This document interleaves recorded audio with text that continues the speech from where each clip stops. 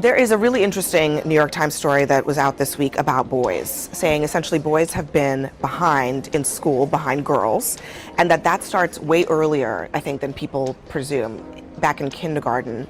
It made me think about all the talk that we have about how men are feeling about this economy, about society, and the fact that they feel behind. And maybe it's starting way earlier, and all of you guys have boys, right? Mm-hmm. Yeah, I've got four of them, and have lived through the kindergarten years with them in different ways. I had two that were going through that period during the COVID shutdown.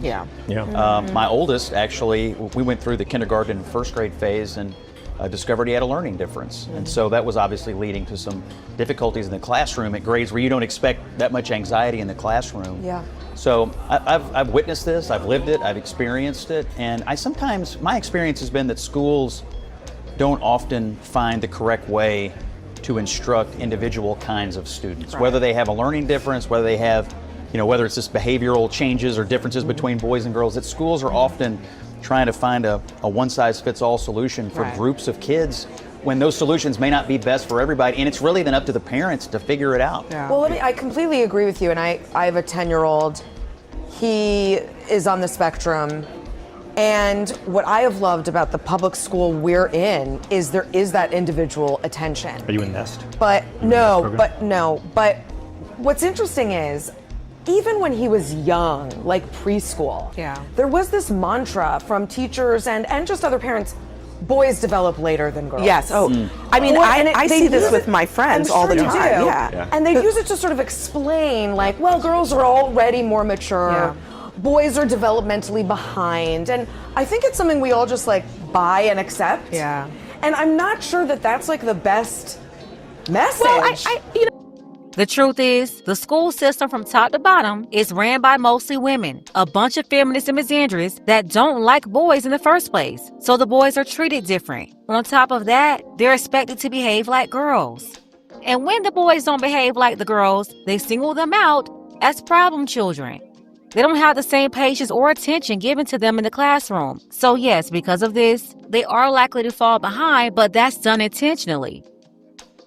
I have a girl, I don't have a boy, but I will say, like, my daughter is very, like, for her age, is very developed. And I have friends who have boys, and they're not really on the same level. You can see it. You can see it, but the difference to me with that is, like, maybe that's true, but maybe it is also true that kids, boys and girls, in kindergarten and in preschool need to spend more time being kids. Playing. Absolutely. And and by the time they get to a place where they need to be academic, they have learned to learn the way that they learn best when they're young, which is by play.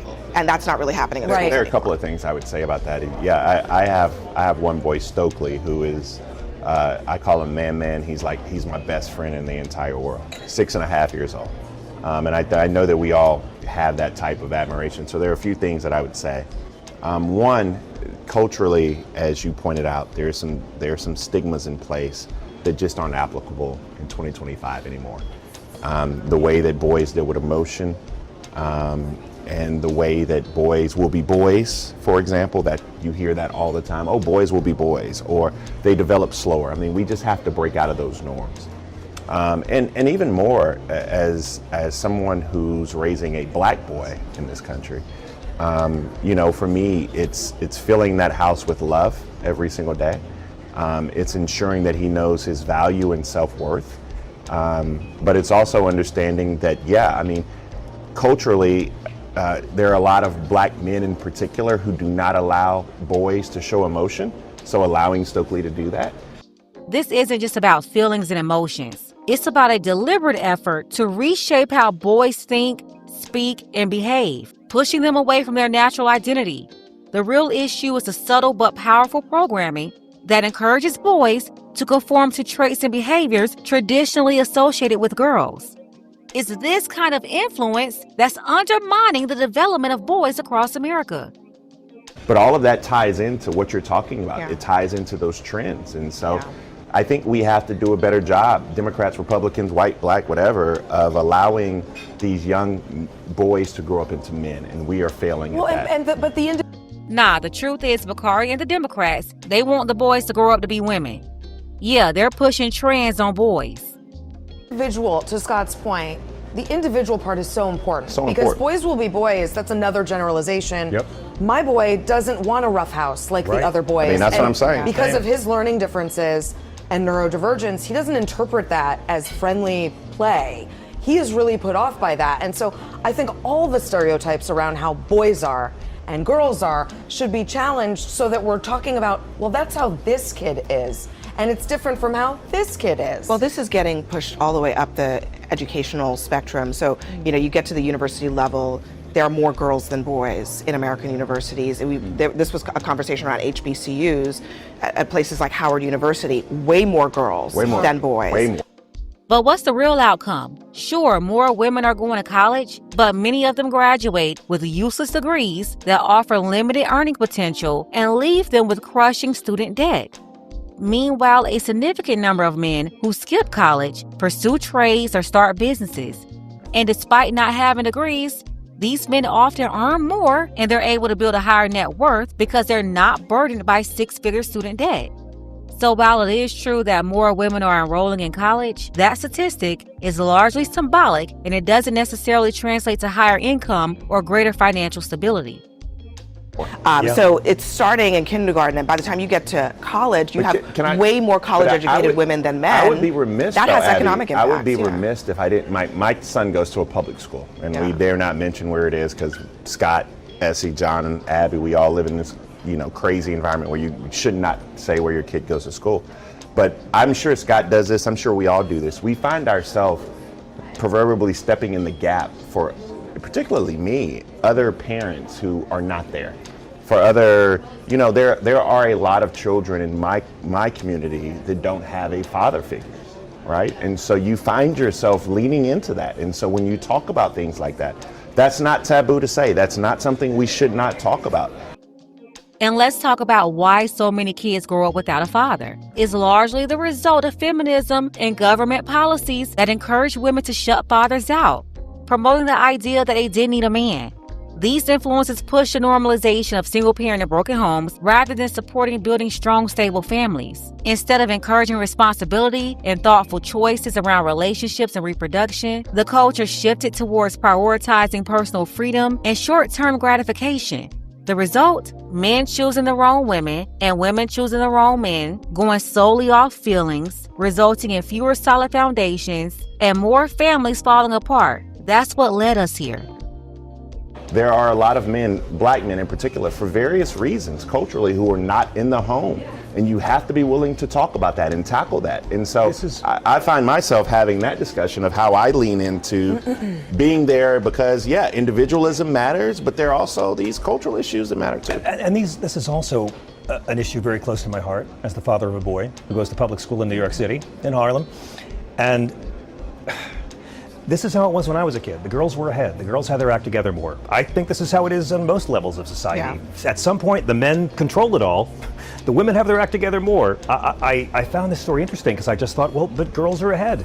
Maybe that's just how we develop, and people are freaking out because it's supposed to be boys. But we have to acknowledge that boys don't develop and grow and learn the same way that girls do. Yeah. And as we become more empathetic and more understanding of children and the brain, we can go ahead and try alternative forms of learning because young men need love. And if we want an America where adult men can give love, we need to give extra love to boys right now. If we don't, they're going to get cast aside and the internet will raise them. That's such a good point because, you talked, Bakari, about stereotypes, but I do think we have to acknowledge that it's more than stereotypes. Like, we understand that men's brains and women's brains develop differently at different stages, especially in their early 20s, that boys just need more time for their brains to fully develop. And another thing, if we're all supposed to agree with her that women are more advanced than men at the same age, then we need to drop the argument that girls and young women in their teens and 20s are being taken advantage of by boys and young men their age. That narrative doesn't hold up. If women are truly so far ahead developmentally, then wouldn't that mean it's the young women taking advantage of young men? You can't claim to be more mature, more advanced, and more developed, yet also claim to be outsmarted or manipulated by the very people you say you're ahead of. So some of that is happening, and I think the question then becomes, what are we as a society doing? Are we then taking that reality and then saying, well, that means that you're just going to be behind forever? And I think that is really the issue. So one thing that, if I had any advice for parents, is that if someone in your educational journey ever tells you, you know what, they'll grow out of it. Yep. Do not listen to this advice. Yeah. We were told that. Right. It's not necessarily true. Probably not true. Don't necessarily just continue to punt conversations in your own household about what's going on. If we had done that, we would have missed significant amounts of time in getting learning differences corrected. Right. And so, but I unfortunately think that is sometimes the default in some educational situations. You know what? They'll grow out of it. Yep. And maybe some do, some don't.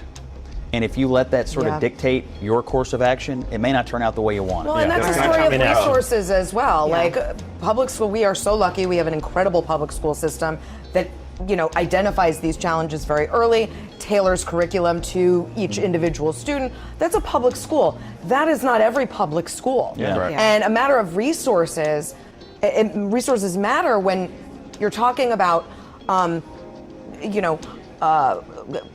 too few teachers to students, and that's when you get the he'll grow out of it, because I don't have time to really deal with the issue.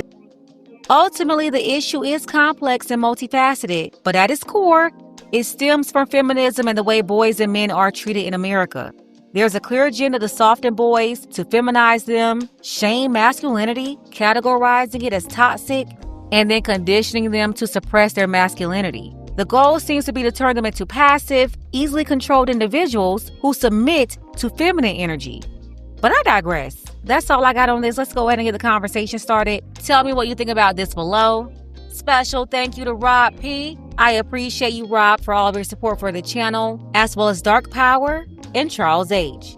You can show your support as well. The link to PayPal is below. Ladies, fellas, want a balanced analysis, want the truth from a woman's perspective? Then you're going to want to subscribe to this channel, and don't forget to like and share.